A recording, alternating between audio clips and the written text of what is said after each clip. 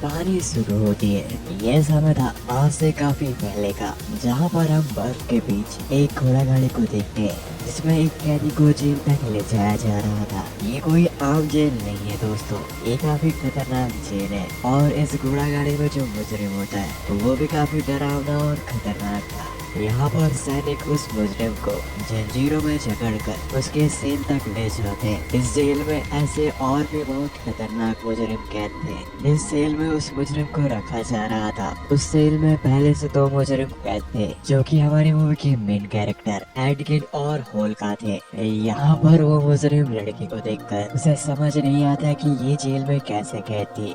वो अब तक जिन भी जेलों पे गया है वहाँ उसे कोई भी लड़की दिखाई नहीं दी। यहाँ पर वो होल्का के साथ फ्लर्ट करने की कोशिश कर रहा था, जिस पर एडगिन उसे समझाने की कोशिश करता है कि होल्का ऐसी वैसी लड़की नहीं है, पर वो मुजरिम नहीं समझता, जिसकी वजह से होल्का उसके दोनों टांगे तोड़कर उसे वहाँ पे मार देती है। इसके बाद हम सारे कैदियों को बर्फ तोड़ते हुए देखते हैं। यहाँ पर एडगिन होल्का से कहता है कि कल हमारे केस की सुनवाई होगी और हम कल जरूर छूट जाएंगे जेल से, क्योंकि कल जोनाथन आने वाला है और जोनाथन हमारी मदद जरूर करेगा। अब हम अगले दिन काउंसिल पे देखते हैं, जहाँ काउंसिल के सामने एडगिन और होल्का थे।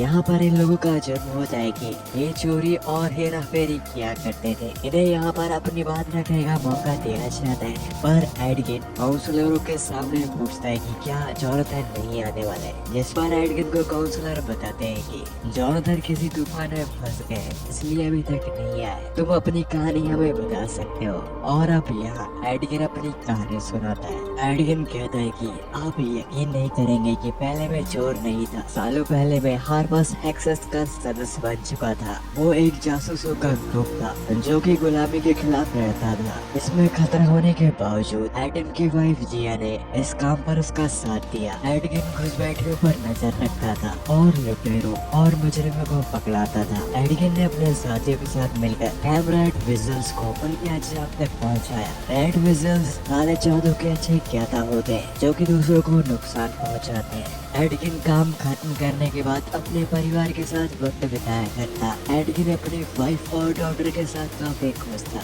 यहाँ पर एडगिन बताता है कि आप अगर हार माने तो यकीनन आपके दुश्मन जरूर होंगे और वो कभी न कभी बदला लेने जरूर आएंगे। जब एडगिन अपने फैमिली से दूर था तो रेड विसल के लोगों ने एडगिन की वाइफ पर हमला कर दिया अपने जहरीले खंजर से, जिसका कोई इलाज नहीं होता। पर यहाँ पर एडगिन की वाइफ ने अपनी बेटी को किसी तरह उन लोगों से बचा लिया था और यहाँ एडगिन की वाइफ मर जाती है। और अब एडगिन ने हार्पर की जो शपथ ली थी अपनी वाइफ को खोने के बाद, उस शपथ को भी जला दिया। और फिर एडगिन को अपनी वाइफ को खोने के बाद अपनी बेटी को पालने में बहुत ज्यादा तकलीफें आ रही थी और एडगिन अपनी वाइफ के गम में नशे में चूर रहने लगा। और तभी एक दिन एडगिन को होल्का मिली। होल्का को एडगिन की डॉटर पर तरस आ गया। होल्का एडगिन की एक अच्छी दोस्त थी। होल्का भी अकेली थी, इसलिए वो एडगिन के साथ उसकी डॉटर की देखभाल करने के लिए रहने लगी। दरअसल होल्का को उसकी बिरादरी से अलग कर दिया गया था, क्योंकि उसने अपनी बिरादरी के बाहर प्यार कर लिया था और एडगिन और होल्का भाई बहन जैसे रहने लगे। पर क्योंकि अब इनके पास खाने के लिए कुछ नहीं होता था तो इन्होंने अपने सच्चाई के पुतले को एक तरफ रखकर चोरी करने का फैसला किया और ये फिर चोरी करने लगे। एडगिन चोरी करने के साथ अपनी बेटी को भी साथ में ही रखता। होल्का ने उसे एक ऐसा पेंडेंट दिया होता है जिससे वो गायब हो जाती है। और अब एडमिन की बेटी कीरा धीरे धीरे बड़ी होते जा रही थी। एडमिन की टीम में सिर्फ कीरा ही नहीं बल्कि एक छोटा जादूगर जिसका नाम साइमन था और एक ठग फॉर्ज जो कि उनके इस काम में मदद किया करता था। एडमंड चोरी करने के साथ ये बात का जरूर ध्यान रखता कि किसी को चोट ना पहुंचे। वो ऐसी जगहों में चोरी करता था जो लोग बड़े और जिनके पास ज्यादा सोना हुआ करता था। और सब कुछ कुछ बदल गया जब इन लोगों की मुलाकात सोफीना नाम की एक जादूगरनी से हुई। वो कोरिन का खजाना चाहती थी और इसलिए वो एडकिन और उसके साथियों से मदद लेना चाहती थी, पर इसके लिए एडकिन पहले तो नहीं माना क्योंकि वो इतना नहीं गिर सकता था। और फोर्च ने उसे बताया कि कोरिन के खजाने में एक अनोखी चीज थी, टैबलेट ऑफ रीअवेकनिंग, जिससे मरे हुए इंसान को जिंदा किया जा सकता था, चाहे वो रेड विल के खंजर से ही क्यों न मरा हो। तो आप लोग समझ गए होंगे कि एडकिन इसे जिंदा करना चाहता था। उसने इस चोरी में अपनी बेटी को नहीं ले गया। उसने उससे वादा किया कि वो जरूर लौटेगा और उसे घर पर छोड़कर ये लोग उस किले तक चले गए जहाँ पर कोरिन का खजाना था। दरअसल उस जादूगरनी को एडकिन की जरूरत इसलिए थी क्योंकि उस जगह तक सिर्फ हापर ही पहुँच सकते थे।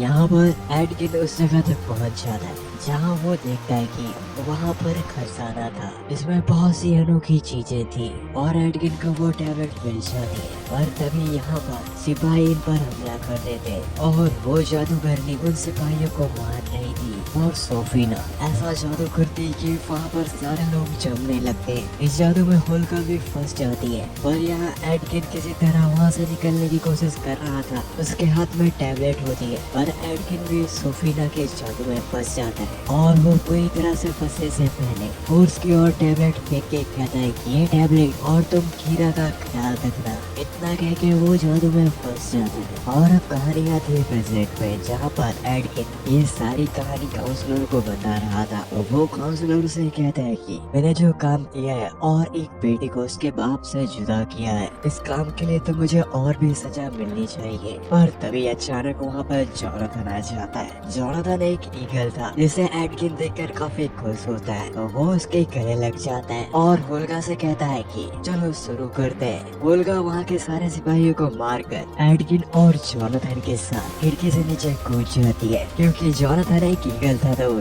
ये काफी ऊंचाई से कूदते थे। तभी यहाँ पर ड्रैगन की शकल का एक काउंसलर कहता है कि हम तो तुम्हें छोड़ने वाले थे और जब तक ये लोग वहाँ से कूद गए होते हैं। अच्छा तो ये बात थी जोनाथन का इंतजार करने की। बिना किसी चोट के ये लोग नीचे पहुंच जाते हैं और यहाँ पर एडकिन काफी खुश था। जोनाथन भी जिंदा होता है और अब ये वहाँ से निकलकर बर्फ के रास्ते आगे अपने घर तक बढ़ रहे होते हैं। घर पहुंचकर एडकिन और होलिका देखते हैं कि यहाँ पर कीरा नहीं है और घर भी काफी समय से खाली था। के बाद ये कुछ पता करते हैं तो इन्हें पता चलता है कि फोर्ज अब नेवरविंटर का राजा है। ये देखकर एडकिन समझ जाता है कि कीरा भी वही होगी। होलिका सोच में पड़ जाती है कि उस गधे को किसने राजा बना दिया और फिर ये लोग नेवरविंटर के लिए निकल पड़ते हैं। काफी लंबा सफर तय करने के बाद ये नेवरविंटर के राज्य में पहुंचते हैं जहाँ का राजा फोर्ज था और ये फोर्ज के महल में जाते हैं। उस समय इंतजार करने के बाद इनकी मुलाकात कीरा से हो जाती है। एडकिन और होलिका कीरा को देख के काफी खुश थे, पर कीरा यहाँ एडकिन से नाराज थी और फिर यहाँ इनसे मिलने फोर्ज जाता है। ये लोग फोर्स से काफी बातें करते हैं। यहाँ एडकिन फोर्स से पूछता है कि तुम यहाँ के राजा कैसे बने। इसके बाद वो बताता है कि हमने जिस खजाने को लूटा था तो मैं उसे वापस तो नहीं करने वाला था, तो मैंने यहाँ के राजा को एक आंदोलन करके हरा दिया। इस पर मेरी मदद सोफीना ने भी की। ये वही जादूगरनी होती जिसने एडकिन और होलिका को फंसवाया था। एडकिन फोर्स से कहता है कि फोर्ज मुझे टैबलेट और कीरा चाहिए, इसके बाद हम यहाँ से निकल जाएंगे। ये सुनकर कीरा एडकिन से कहती है कि आप मुझे नहीं उस टैबलेट के लिए यहाँ आए हैं। दरअसल इन बीते सालों में जब एडकिन और होलिका जेल में बंद थी, कीरा को सच्चाई नहीं बताई कि वो किस लिए जेल गए। फोर्ज ने कीरा को बताया कि तुम्हारे पिता एडकिन ने तुम्हें इसलिए छोड़ा क्योंकि उसे दौलत चाहिए थी। यहाँ एडकिन कीरा को समझाने की कोशिश करता है कि मैं उस टैबलेट के जरिए तुम्हारी माँ को वापस लाना चाहता था, पर फोर्ज उससे कहता है कि अब तुम्हें झूठ नहीं बोलना चाहिए एडकिन। इस पर होलिका फोर्ज से कहती कि तू जानता था कि एडकिन ने तेरी बात क्यों मानी उस खजाने को चुराने के लिए, क्योंकि उसे उसकी पत्नी को जिंदा करना था। और एडकिन कीरा से कहता है कि बेटा मैंने तुम्हें ये बात इसलिए नहीं बताई कि अगर मान लो वो टैबलेट काम नहीं करती तो तुम इससे हताश हो जाती। पर कीरा एडकिन की बात समझ पाती कि फोर्ज उसे एडकिन और होलिका का जेल से भागा गया और वांटेड पोस्टर दिखा देता है, जिससे कीरा को लगता है कि उसके पिता उससे झूठ बोल रहा है। ये देखकर कीरा वहाँ से रोती हुई चली जाती है और कीरा के जाते ही फोर्ज अपना रंग बदल लेता है। वो एडकिन और होल्का को सोफिना से कहता है कि इन्हें खत्म करवा दो। दरअसल होल्का और एडकिन को जानबूझ के फोर्ज ने फंसवाया था उस खजाने वाली जगह पर, और जब एडकिन और होल्का सर कलम किया जा रहा था तो होल्का वहाँ पर उन सारे सिपाहियों को मारकर एडकिन के साथ वहाँ से निकल जाती है। एडकिन और होल्का वहाँ से जाते हुए ये सोच रहे होते हैं कि वो कीरा को कैसे छुड़ाए। इस बार एडकिन होल्का से कहता है कि हमें उसके किले में घुसना होगा, हमें फोर्स के किले में घुसकर कीरा को उसके कमरे से लाना होगा। इस काम को करने के लिए हमें एक टीम की जरूरत होगी क्योंकि वहाँ पर बहुत बड़ा पहरा है। और एडकिन फिर अपनी टीम की तलाश में निकल जाता है। वो सबसे पहले साइमन के पास जाता है। ये वही छोटा जादूगर है जो कि पहले इनके साथ काम किया करता था। साइमन यहाँ लोगों को जादू दिखा रहा होता है और वो पीछे से उनके पैसे और आभूषण वो अपने जादू से चुरा रहा था। यहाँ होल्का और एडकिन साइमन को लेके अपने साथ वहाँ से निकल जाते हैं। अपना सारा प्लान साइमन को बताता है कि किस तरह फोर्स अपने राज्य में आसान गेम खिलवाने वाला है। फोर्स के राज्य में और अलग अलग राजाएं आकर अपना खजाना उसके खजाने में रखवाएंगे ताकि वो उनसे बोली लगा सके। मौका मिलते ही हम किले में घुसकर खजाने में से टैबलेट और कीरा को किले से निकालकर वो यहाँ से निकल जाएंगे। पर यह सब इतना आसान नहीं होगा साइमन, क्योंकि वहाँ पर बहुत बड़ा पहरा होगा और साथ ही वो जादूगरनी सोफियाना अपने जादू से फोर्ज के खजाने को सुरक्षित रखेगी। तो हमें एक और साथी की जरूरत है साइमन। इस पर साइमन एडकिन को डॉरिक नाम की जादूगरनी के बारे में बताता है जो कि इसमें हमारी मदद कर सकती है। वो अपना रूप रंग किसी भी आकार में बदल सकती है। और फिर एडकिन, होल्कर और साइमन डॉरिक नाम के उस जादूगरनी से मिलने जाते हैं। यहाँ एडकिन उस लड़की डॉर्गिन से मिलता है, उससे कहता है कि हमें फोर्ज को खत्म करना है। डॉर्गिन भी यही चाहती है क्योंकि फोर्ज अपनी प्रजा पर बहुत ज्यादा ही जुल्म करता है और अब ये लोग मिलकर काम करेंगे। दूसरी ओर हम फोर्ज के महल में देखते हैं जहाँ पर हमें उस जादूगरनी को दिखाया जाता है जो कि किसी ब्लैक एंटिटी से बात कर रही होती है और सोफिना एक रेड विसल होती है। सोफिना ब्लैक एंटिटी का काम कर रही होती है। वो कहता है कि हमें इंसानों को खत्म करना है और ये जल्द ही होने वाला है। तभी वहाँ पर फोर्ज आकर अपने साथ सोफिना को चलने के लिए कहता है क्योंकि बाकी राज्यों के राजा आ चुके थे और वो ये देखना चाहते थे कि उनके खजाने को ये लोग किस तरह सुरक्षित रखेंगे। यहाँ सोफिना उन राजाओं को उस तिजोरी के बारे में बताती है जिसके अंदर इनका खजाना रहेगा। वो एक मैजिक से प्रोटेक्टेड है। तभी सोफिना को यहाँ पर किसी और जादूगरनी के होने का एहसास होता है। वो एक मक्खी के रूप में थी। ये वही जादूगरनी डोरिक होती है जो कि एडकिन के साथ काम कर रही है। डोरिक वहाँ से भाग रही थी। वो कभी मक्खी में बदलती तो कभी कभी चूहे में। वो अलग अलग जानवरों का रूप लेते हुए आखिर में किसी तरह वहाँ से बच निकल जाती है। और उसके बाद डोरिक अपनी टीम को बताती है कि सोफिना एक रेड विसल है। ये जानकर एडकिन थोड़ा डर जाता है क्योंकि उसकी बेटी वहाँ पर है। और डोरिक ये भी बताती है कि उस तिजोरी में एक अलग सा जादू लगा है जिसका नाम मॉडर्न डेरिक है। ये नाम सुनकर साइमन कहता है कि अगर ये जादू लगा तो हम उस तिजोरी के अंदर नहीं घुस पाएंगे।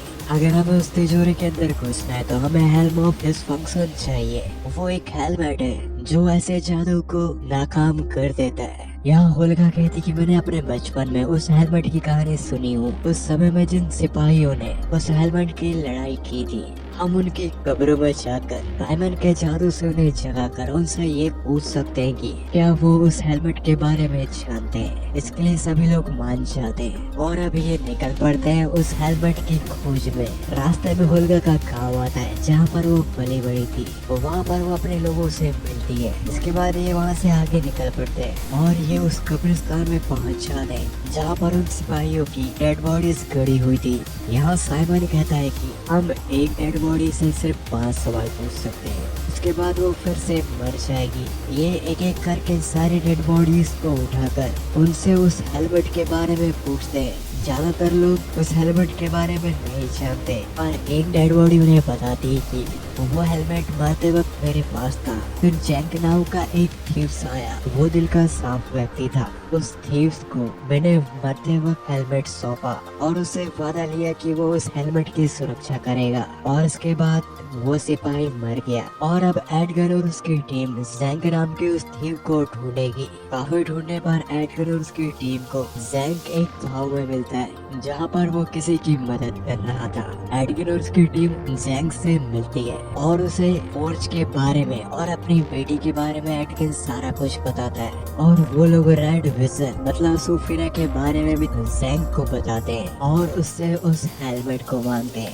और यहाँ पर जैंक इन लोगों से कहता है कि अगर फौज के साथ एक रेड विजन काम कर रही है तो उनका मकसद एक राजनीति से कहीं बढ़कर होगा। एक सदी पहले एक ऐसा ही रेड विजन एक जश्न के मौके पर, जहाँ पर बहुत से लोग जमा हुए थे, ये रेड विजन एक योजना बना के आया था। वो तख्त पलटने की सोच रहा था, जिसकी खबर उसके बाकी साथियों को भी नहीं थी। उसने वहाँ स्पैकनिंग डेथ को पुकारा। उसके जादू से उसकी चपेट में जो आया, उन लोगों की आत्माएं वहाँ से बाहर नहीं जा पाई और वो आत्माएं हमेशा के लिए उसकी गुलाम बन गई। उस रेड विजन ने मुर्दों की एक पूरी सेना बनाई, जिससे उसने पूरे देश पे कब्जा कर पाया। जैन एडगन से कहता है कि तुम्हारी बातों से मुझे ऐसा ही लग रहा है कि सोफिना नाम की वो रेड विजन ऐसा ही कुछ चाहती है। इसके बाद जैक इन लोगों को वो हेलमेट दे देता है। अब इन लोगों को हेलमेट मिल चुका है और यहाँ पर साइमन उस हेलमेट से अपने आप को कनेक्ट नहीं कर पा रहा था, और ये लोग सोचते हैं कि जब तक साइमन उस हेलमेट से कनेक्ट कर रहा है तब तक हमें कोई दूसरा रास्ता भी ढूंढ लेना चाहिए उस खजाने तक जाने के लिए। ये लोग फोर्ज के राज्य में पहुंच जाते हैं, जहाँ पर दूसरे राज्यों के राजा अपने खजाने को घोड़ा गाड़ियों में रखकर फोर्ज के महल तक ले जा रहे थे। यहाँ ये लोग एक तस्वीर में साइमन के जादू से एक पोर्टल बना देते हैं और एडगिन किसी तरह उस फोटो को उस घोड़ा गाड़ी के पीछे चिपका देता है और उस पोर्टल से उस छोटी जादूगरनी डोरिक को उस घोड़ा गाड़ी के अंदर भेज दिया जाता है। जब वो खजाना महल के अंदर जाता है तो वहाँ से डोरिक देखती है कि उस खजाने को वहाँ से एक जहाज में शिफ्ट किया जा रहा है, मतलब कि फोर्ज उन राजाओं को भी लूट रहा था। और यहाँ दूसरी तरफ एडगिन अपनी बेटी से मिलने के लिए उस किले में घुस जाता है, जहाँ पर उसकी बेटी तो मिल जाती है, पर वो कीरा के रूप में सोफिना होती है, जो कि एडगिन को अपने जाल में फंसा लेती है। यहाँ होल्का और साइमन भी फंस चुके थे और इन चारों को वहाँ पे जो गेम चल रहा होता है उसमें उतार दिया जाता है। यहाँ पर और भी प्लेयर्स थे और ये लोग किसी तरह उस गेम से निकलकर वहाँ से भाग जाते हैं और ये उस जहाज तक जाते हैं जहाँ पर सारा खजाना फोर्ज ने अपने सैनिकों को कहकर रखवा लिया था। और तभी फोर्ज कीरा को लेकर वहाँ आ रहा होता है उस जहाज से यहाँ से निकलने के लिए, पर वो जहाज में देखते हैं कि उसके सारे सैनिक बेहोश पड़े हैं और वहाँ पर एडगिन और उसके साथी थे। कीरा को एडगिन उस टैबलेट ऑफ रीअवेकनिंग के बारे में बताता है और होल्का भी उसे समझा रही होती है, और इन बातों को सुनकर कीरा समझ जाती है कि फोर्ज एक मक्कार आदमी है। फोर्ज को वहाँ छोड़कर नाव से खजाने और कीरा के साथ वहाँ से निकल जाते हैं। यहाँ सोफिना स्पैगनिंग डेथ को बुलाती है और उस गेम को देखने आए लोगों की भीड़ में से सारे लोगों की आत्माओं को कैद करके उन लोगों की मुर्दों की एक सेना बनाना चाहती है, जिससे वो इस दुनिया में राज कर सके। पर ये चीज होते हुए एडगिन और उसकी टीम देख लेती है। वो अपनी नाव को वापस घुमाकर एक पैरासूट में सारे खजाने को रखकर ऊपर से नीचे गिरा रही थी। खजाने को ऊपर से नीचे गिरता देख वहाँ पे मौजूद सारे लोग उस जगह से बाहर निकल जाते हैं। इससे सोफिना का मकसद नाकाम हो रहा था और तभी एडगिन और उसके साथियों को मारने सोफिना इनके सामने आ जाती है। इन लोगों की काफी लंबी लड़ाई चलती है। इस लड़ाई में होल्का जख्मी हो जाती है, पर आखिर में ये लोग सोफिना को हराकर खत्म कर देते हैं। पर यहाँ पर होल्का रेड विसल के खंजर से जख्मी हुई थी तो उसके बचने की कोई चांस नहीं होते, इसलिए यहाँ एडगिन उस टैबलेट ऑफ रीअवेकनिंग का यूज करके होल्का को बचा लेता है और फिर ये यहाँ से खुशी खुशी चले जाते हैं। इसी के साथ ये मूवी यहाँ पर समाप्त हो जाती है। दोस्तों, उम्मीद करता हूँ आप लोगों को ये कहानी का एक्सप्रेशन पसंद आया होगा।